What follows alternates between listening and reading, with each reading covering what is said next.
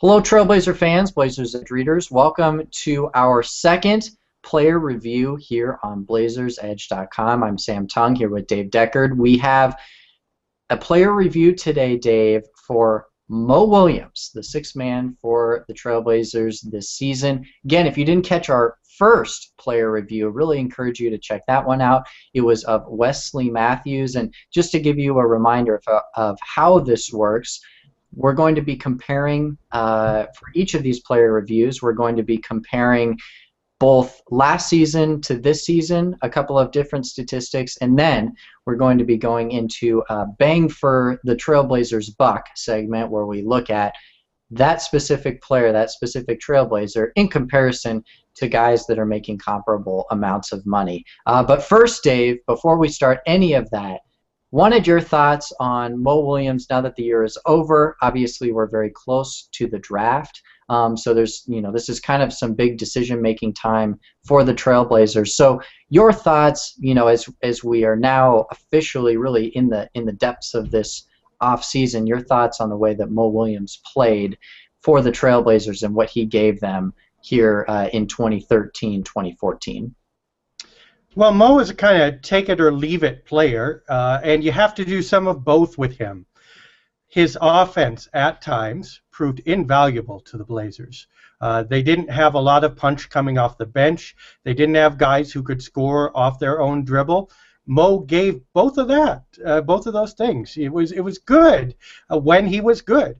And there were times when he really saved the Blazers bacon. It was fantastic to watch him come in and hit shots that you went, oh no, he probably shouldn't take that. Whoa, it went in. You go, Mo.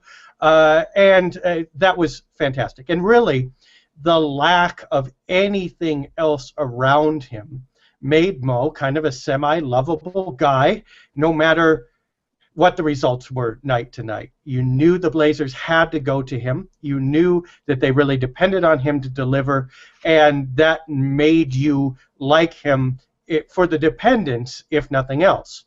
Now, if you know anything about relationship theory, a relationship built on dependence doesn't usually end up very successful for too long. And sure enough, with Mo, you saw the flip side of that. Nights when he wasn't hitting, or nights when guys were open and he didn't quite hit them, even though he had a lot of assists, overall, and it's certainly part of his game. He's a point guard, really. He knows how to pass the ball, but still, you got the idea that those assists weren't quite as productive and offense-moving as they could have been. Really, even the assists were kind of all about Mo.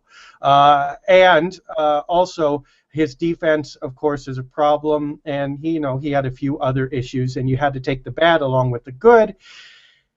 Sum total, what do you say?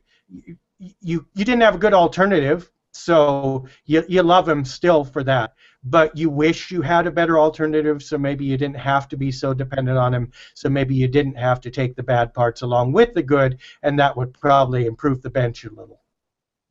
Let's take a look at a couple of these stats here, Dave. Again, the first part of this, we're going to be comparing the 2012-2013 season to the 2013-2014 season. So let's look at a couple of these stats. I handpicked some things that I thought were pretty interesting. And the first one was the turnovers. Obviously, one thing that really made people cringe whenever they watched Mo Williams play, it seemed to be the biggest frustration with Williams was the turnovers.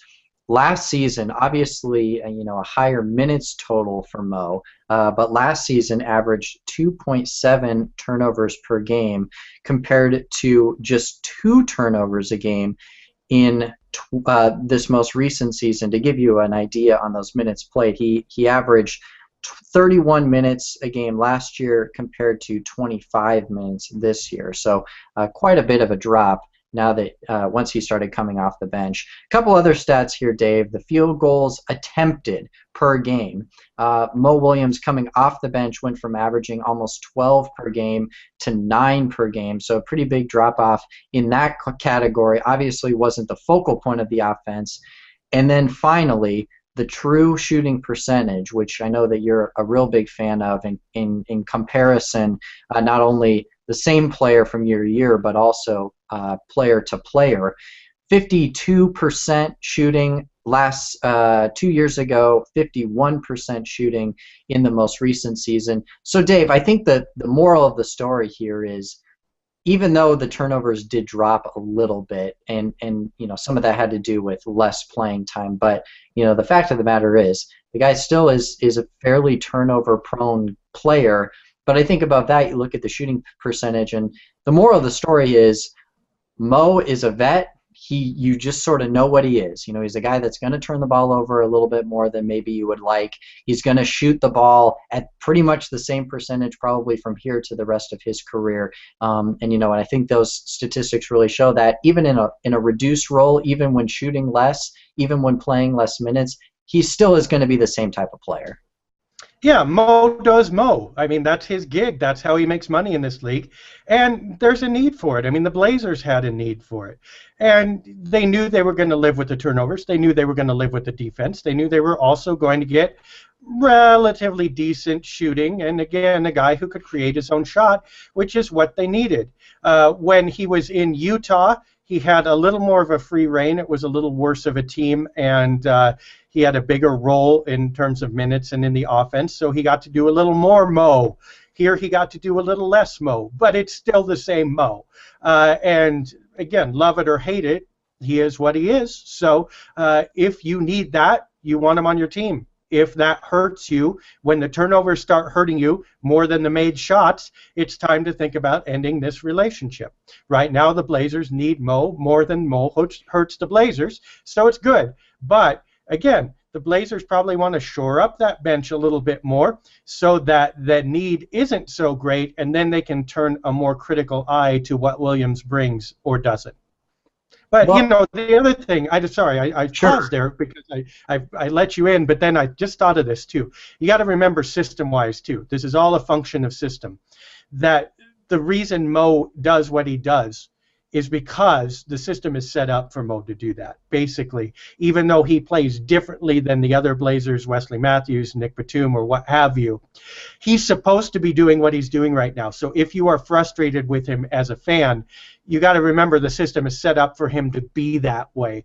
You can't say, well, this guy sucks and look at the turnovers, without understanding that the Blazers are giving him the ball so much that he's going to turn it over. And depending on him to hit the kind of shots and make the kind of plays that are going to be turnover intensive. So it's not like he's going to turn into Nikola Batum here, because they don't need Nikola Batum here. Although Batum's a bad example, he's also a high turnover player. Yes, Wesley Matthews or whoever. He can't be Wesley Matthews because they're not asking him to be, not just because he's not capable of being. If the Blazers didn't need Mo to do what Mo was doing, he wouldn't be on this team doing it. So you can't just blame it on him. It's a system-wide thing if you are frustrated with him. And in general, it's better to look at the good rather than to nitpick what's going wrong with him. Well, let's look at a couple. You talked about how this is the guy that, obviously the sixth man for the Trailblazers this season. And really the big decision, Dave, is do you bring in Mo to continue to fill that role for the next couple of years, or do you move in a different direction? And a lot of that is going to have to do with money. So let's talk a little bit of bang for your buck and see what the Trailblazers were getting for that Mo Williams contract. So specifically, there's going to be three stats that we look at here, Dave. The first one is three-point percentage. The second one is turnovers per 36 minutes, and again, that helps with the comparison of the players, so we can kind of even the playing field in that way. And then also the last stat is total playoff minutes. So minutes played in the playoffs per this player's career, as I've been a big proponent of. The guy that comes in off the bench really needs to be a vet. That to me is one of the huge keys for the Trailblazers here as they figure out who their sixth man needs to be. So obviously we'll talk about Mo Williams first. Shot 37% from three-point range. Also 2.9 turnovers per 36 minutes, which is a very high number. But in terms of playoff experience, remember, this is a guy that did play on the LeBron James Cavs, 1,443 total playoff minutes played, and that's on a salary, Dave, of $2.65 million, or just about $2.7 million. The next player, player B here, hidden on your screen, shot 43% from three-point range, only turned the ball over 1.7 times per 36 minutes, so nearly half the turnovers that Williams had. However, did play 836 playoff minutes in his career at a salary of $2.75 million last season. And the final player, Dave, player C, 41% three-point shooting. So both of these players in the player comparison shooting over 40% from beyond the arc, 2.1 turnovers per 36 minutes, but a minuscule 291 playoff minutes, and that is at a salary of $3 million, so quite a bit higher than Mo Williams. And let's reveal the players here, Dave. Player B is Marco Bellinelli, the guy who really torched the Trailblazers in that second-round series for the Spurs and was a huge pickup for the Spurs, especially in a sixth-man role, something that obviously Mo Williams used this last season. And finally, the player C is Randy Foye, a guy that he did not come off of the bench for Denver this year. He actually started 78 of Denver's 81 games. However, you know, at a much higher salary, obviously a younger player, but at a much higher salary level, you're getting a little bit better shooting, Dave, but you're certainly sacrificing the playoff experience. So these are the three guys, Dave. Williams, Bellinelli, and Randy Foye. Your thoughts on this comparison and the way that their salaries match up? By the way, again, to reiterate, Mo Williams, the cheapest of all of those three players.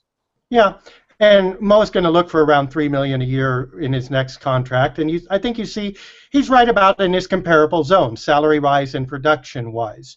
Now, Mo can do a couple things that those other guys don't.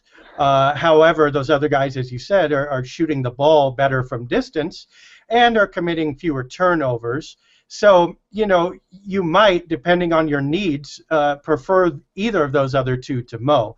But you can see that Mo is not out of his price range. He's not vastly overpaid or underpaid. He's right about where he should be, and he's not a bad signing. Now, the trick for the Blazers is, what does it cost you if you do re-sign him for about $3 million a year?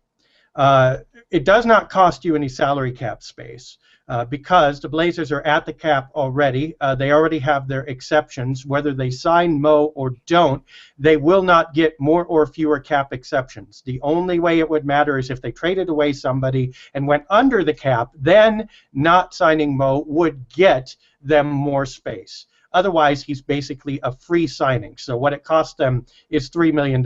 That's it. It does also cost them a roster spot. It also costs, I think, an implied commitment that they're going to do something with him in the next 3 years. Not necessarily give him more playing time, but you can't sign him and then say, hey, we're going to play C.J. McCollum all your minutes. You just sit on the bench. I don't think Mo would be happy doing that. I think it would be a wasted signing for the Blazers. So perhaps the emotional, psychological commitment and component of this might be greater than the salary impact or what have you, which is what we usually talk about. So, do you want this guy for the next 3 years?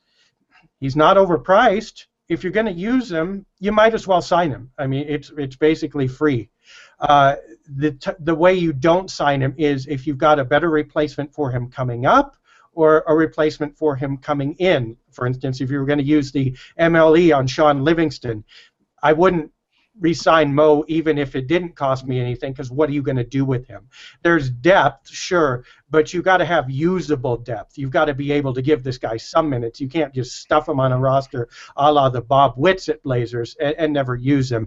It'll just ruin the chemistry and waste, you know, the $3 million, but also waste a roster spot. So basically, if they're going to use him, they should probably re-sign him at that price. But if they're not, they shouldn't have any problem letting him go because they can probably get another one just like him somewhere down the road, as you see in Foye and Bellinelli. Well, let's wrap this thing up here really quick, Dave. Give us the 1 minute synopsis, and I do specifically want your opinion on the fact that he does have, you know, almost double the amount of playoff experience as Bellinelli, and way more experience, 1,200 more minutes of playoff experience than Randy Foye does. Seems like that there has to be a lot of value in that for the Trailblazers. We saw it when he hit that game. Well, that was what, game 4, when he had that big shot against Houston. So obviously, the Trailblazers need a guy who is willing to take that shot, and it likely looks like they need a guy that can sort of put their face in everyone else's business and say, look, we got to get this thing right, because I know this isn't who we are. Without Mo off the court, it almost had as much impact, or maybe even more impact, than Mo on the court. I think that's true, but that is going to be a case of diminishing returns for the Blazers from here on out, as they get more experienced as a team, go to the playoffs more often, and have more experiences like Damian Lillard did, hitting that game-winning shot against Houston. Do you think Lillard's going to be afraid of anything or any moment in the playoffs anymore? I do not think so. So Mo can still help in that way, but as the years pass, that particular kind of help will become less useful, and it will be more about what the player brings on the court that matters. So again, if you like what he brings on the court, if you don't have a good substitute for him, go ahead and pay the guy. It's not very expensive. But if you have another alternative that you're bringing up or bringing in, don't have any qualms about letting him go. You don't necessarily need him as a key cog, and that experience will be replaced organically. It was great for the Blazers this year, but they don't have to be beholden to him from this point onward. Well, that's going to do it for our extra long edition here of the player review for Mo Williams. This is a player that's been very polarizing, to say the least, here over the last couple of weeks. So we'll see what the Trailblazers end up doing with Mo Williams. Again, that's going to do it for us here on the video cast today. For Dave Deckard, I'm Sam Tung. Keep it tuned in to Blazers Edge. We're going to have these player reviews throughout the summer, so continue to keep it here and follow us as we break down each and every Trailblazer here on BlazersEdge.com. We will talk to you all soon here from the Blazers Edge videocast.